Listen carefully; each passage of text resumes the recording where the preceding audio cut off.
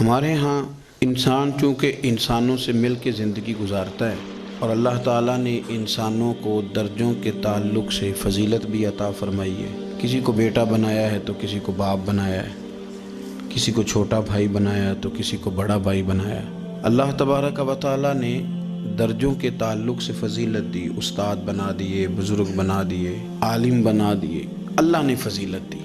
ایک فضیلت وہ ہے جو اللہ نے دی، اور کچھ خیال لوگوں کا اپنا ہے کہ مجھے فضیلت ملنی چاہیے، میرا اعزاز ہونا چاہیے۔ اس میں پھر یہ ہوتا ہے کہ ایک تو انسان اس ارادے کی بنیاد پر کمزور ہو جاتا ہے، ایسی حرکات بھی کر جاتا ہے جس پر اس کا دل اور اس کا ضمیر اسے ملامت کرتا ہے، لیکن اسے شہرت چاہیے ہوتی ہے، وہ بھاگتا پھرتا ہے۔ کئی دفعہ یوں بھی ہوتا ہے کہ مقصود چونکہ شہرت ہوتی ہے، مقصود چونکہ دنیا داری ہوتی ہے، تو پھر دوسروں کو تکلیف دیتا ہے، وہ زبردستی عزت مانگنا، لوگوں کو تکلیف میں مبتلا کرنا، اور خیال کرنا۔ مطلب دو قسم کے داماد ہوتے ہیں، تو ایک داماد وہ ہوتا ہے جس کے بارے میں پتہ ہوتا ہے کہ پھڈا بہت زیادہ ڈالتا ہے، چائے بھی لیٹ ملے تو شور کرتا ہے۔ تب وہ سسر جو ہے وہ اپنے بچوں کو اگر کسی موقع پر اس صاحب نے آنا ہو تو بٹھا کر کے پہلے کہہ دیتے ہیں کہ مہربانی کرنا اس شریر کا ذرا خیال رکھنا، 2 دن گزر جائیں بیاہ کے یا کسی اور تقریب کے، ذرا سکون رہے گا، اس کا خیال رکھنا۔ دوسرا جو ہے وہ نفیس آدمی ہے، اس کو کوئی پریشانی نہیں، اس کو پتہ ہے کہ روٹی گھر بھی ملتی ہے، یا میں مہمان آیا ہوں، تو اب اس کے رشتہ دار وہ کہہ رہے ہوتے ہیں کہ اس کی خیر ہے، یہ تکلیف نہیں دیتا۔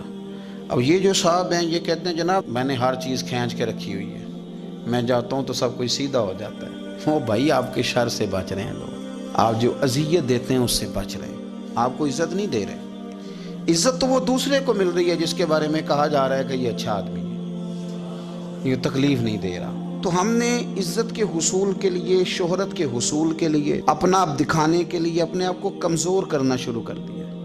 بہت ساری جگہوں پر یوں محسوس ہوتا ہے کہ یہ آدمی شاید منت کرے گا اور شاید یہ ہاتھ باندھے گا کہ مہربانی کرو میرا بھی نام لے لو کسی طریقے سے، اور بڑے بڑے لوگوں کو یہ بیماری لگ جاتی ہے۔ اللہ تعالیٰ نے مالی طور پر، علمی طور پر قوت بخشی ہوئی ہے، اعزاز دیا ہے، لیکن وہ اس خوف کا شکار ہیں کہ میری عزت نہیں ہے، کچھ 4 بندے میرا نام لے لیتے نا۔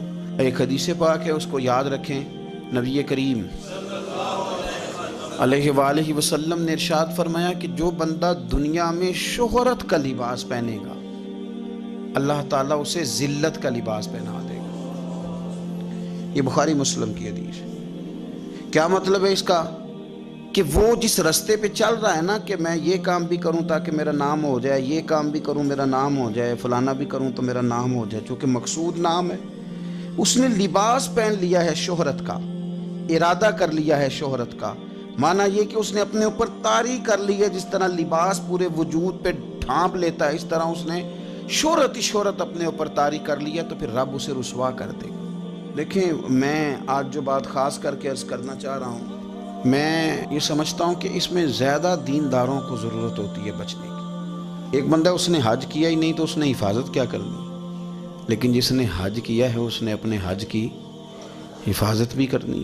ایک صاحب یہ ہیں کہ جنہوں نے دین کا نام لیا ہی نہیں، اور ایک وہ صاحب ہیں جنہوں نے یہ کہا ہے کہ میں باشرہ ہوں، میں امامے والا ہوں، میں داڑھی والا ہوں، میں کرتے والا ہوں، میں فلاں صاحب ہوں۔ تو آپ بجائے اس کے کہ بغیر داڑھی والے پر طنز کر رہے ہیں، آپ نے اپنے آپ کو محفوظ کرنا ہے، ان چیزوں کی آپ نے حفاظت کرنی۔ دیندار لوگوں کی تو اب ساری چیزیں اس طرح ہائی لائٹ ہونے لگی ہیں، دکھاوا ہونے لگا، یعنی دعا مانگ رہے ہیں تو فوٹو الگ ہے، نماز پڑھ رہے ہیں تو فوٹو الگ ہے، یعنی آنسو کسی شخص کے آ گئے، کسی شیخ کے، کسی پیر صاحب کے، تو وہ آنسوؤں پر فوکس کر کے لوگوں نے اس کو بھی بیچا میڈیا پہ، فلانا آدمی رو پڑا، فلانے آدمی نے رلا دیا۔ یہ تو اللہ کے ساتھ رشتہ ہے بندے کا، اب اس کو بھی فار سیل کریں گے، اس کو بھی۔ حضرت عمر فاروق رضی اللہ تعالیٰ عنہ مسجد میں تشریف لائے تو ایک صاحب بیٹھ کر بڑے زور سے رو رہے تھے، لوگوں کے بیچ اللہ کو منا رہے تھے، درد کی بات کر رہے تھے، سوز کی بات کر رہے تھے، اللہ معاف کر دے، اور تڑپ رہے تھے، اور مجمع بڑا تھا اور ہر آدمی پلٹ پلٹ کے انہی کی جانب دیکھتا تھا۔